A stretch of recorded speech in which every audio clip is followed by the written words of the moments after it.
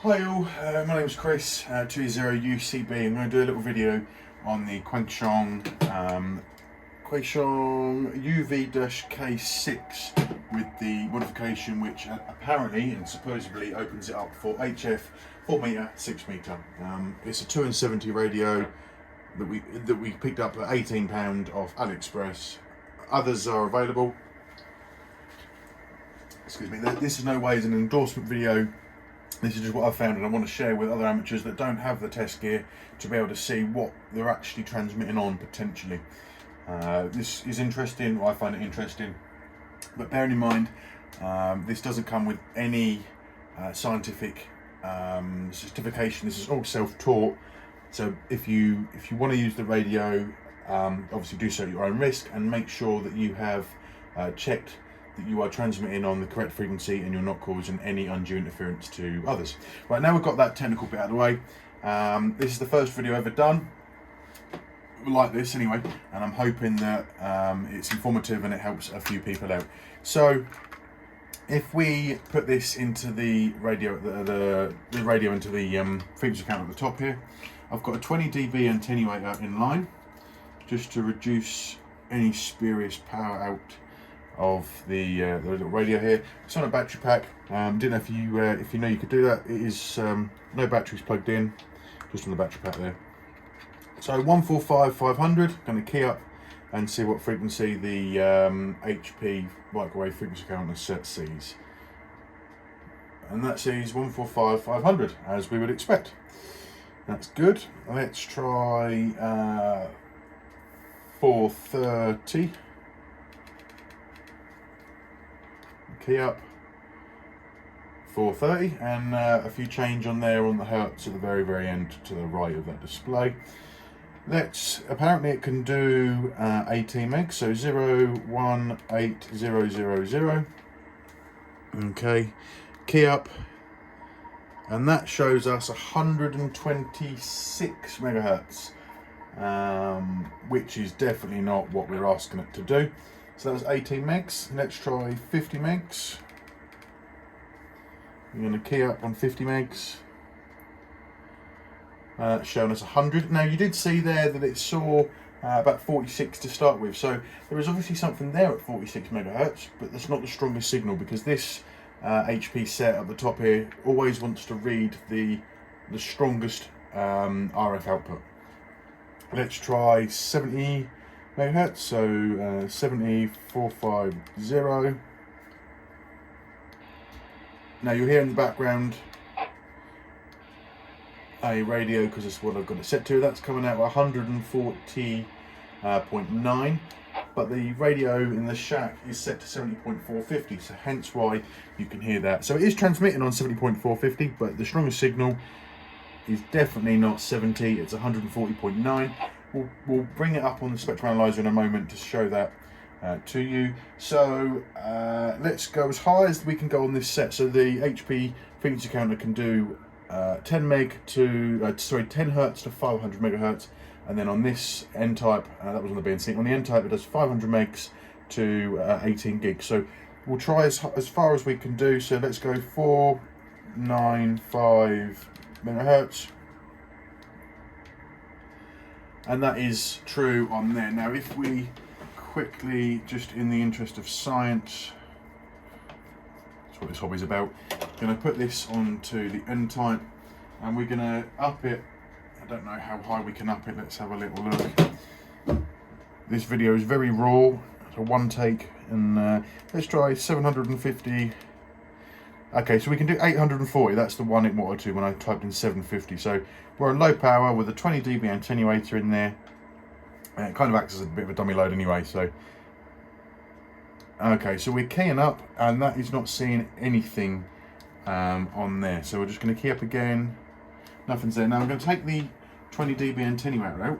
Again, this is in the interest. Oh no. Right. Hands up. Like I said earlier, this is all self-taught. There's a switch here that switches it between the BNC and the N type. I hadn't switched it, so we'll try that again on 840. Still can't see it, and we've still got tight connections. Okay, so I am going to take the attenuator out. It couldn't see the 840, but I'm just going to undo the N-type. It does help to have a lot of different adapters and patch leads so you can do testing like this. We'll key up on 840. And it can't see anything on the frequency counter, so I'm not, no, nothing. Not surprised at the slightest there. So if we undo the N-type from the top here, I'm going to put it in the bottom, and we're going to start again with some reference frequencies with a 20 dB attenuator in line. Now what I will say is this video isn't meant to be glamorous. It's not meant to be the most polished video you've ever seen in your life. It's meant to be very raw from one amateur to another to show you what I've found, and hopefully you know, better understanding that what somebody might say it doesn't actually do. So let's start with a reference of 145,500, low power, and we set the center frequency, which is here, and we'll set that to 145.5 like so, and we're going to key up, and we need to change our span to what we see, and we want, I believe, like that. Okay, so we can see, let's just, so that is 145.5, which is what we got when we tested it in that center line. Let me just zoom in so you can see it a little bit better. Let me see if I can zoom in. There we go. Now, what I'm going to do is I'm going to zoom this span out. Now this one here is a spurious signal that we can just see, we can hear it on the RFs, on the HF set as well, so ignore the spurious line to the left hand side of this marker. It's around about 4 megs roughly, 4.9 megs. So we key up again, we see our first harmonic, our second harmonic here, and I don't believe there is a third harmonic. No, we've just got our first and our second. I can't see a third harmonic on this. Now what I am going to do out of interest is I'm just going to pull the center line across to see if we see anything to the right above the second harmonic, and we can't see anything above the second harmonic. Let's have a little look to see what this third harmonic. Let's have a look at what this harmonic is here. It's at 300, which would be the second harmonic there. So that 2 meters is what we want roughly. Let's try 430 megahertz. So we'll change the center to 430 approximately. Now what I'll say again, all of this is self-taught, so if you're out there and you're a trained professional and you know what you're doing and you've got some words of advice and wisdom, then please share it. Hopefully you're not going to be negative. I'm hoping that what I'm passing on here is going to be informative and help others that don't have the test sets and perhaps again don't know what they're buying. So 430 megahertz, we're going to key up 430, pretty much bang on there. We did see some to the right hand side when we first keyed up. Now I'm going to push this to the left hand side again, and we can't see any other signals there, which is nice. Now if I zoom in, bring 430 back to the center.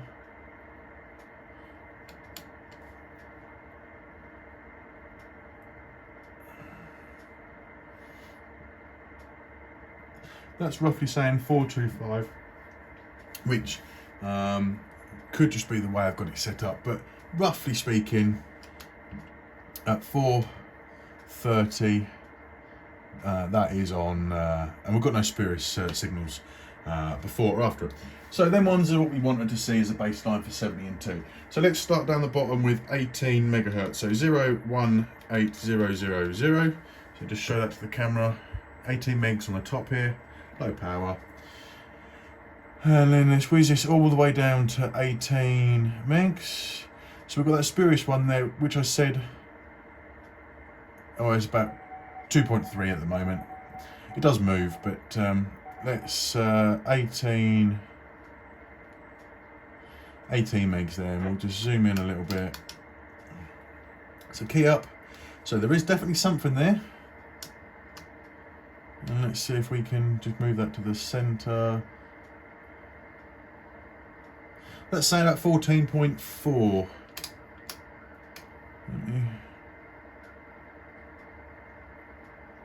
Yeah, about 14.5, 14.4 there. Now if we move our resolution and make it tighter, this is our 18 megahertz. We then have a second signal here. Now when we tested that on the frequency counter up the top, we made that 126 megahertz. So we're going to tune that to the center.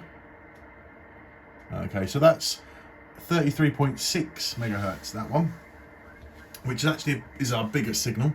And then if we move that further on, we're at 51.6. And then this massive, great, strong signal here, which is, so that is at minus 50 dB. And then if we, which is our, what we're saying is 80 megahertz approximately. That is minus 40 dB. Minus 40 dB, and then at minus 20 dB is 70 meg. Then at minus 20 is 88.5. Then 107. Then 125. So I D-key so you can see that I'm not making this up, and it's definitely the radio producing it. 142. 160. 178. 116, 196, 213, 231, 249, and that is all of it. So now if I zoom back out and make these appear smaller signals and put it back to 18 megahertz, which is what we're asking it to produce, you can see all of them stray RF harmonics there. So 80 megahertz is a no-go. That is totally not going to work. The bandpass filter you would need to get that to actually work and use, it would be unachievable, and you've got all this wasted RF energy. So it's just an absolute waste. That's my opinion, and others can prove me wrong if they know more, which I'm 99.9% sure there's a lot more intelligent people out there than I. So 50 megahertz, we're going to do the same thing. We'll set the center line to 50 megahertz. We're going to leave it nice and wide, like you can see there. Transmit. Whoa, look at that. So 50 is in the center here. Let's just bring the resolution in a little bit closer. So our first one, 50. Second is 102. Now we were making this 126. Third one, 149,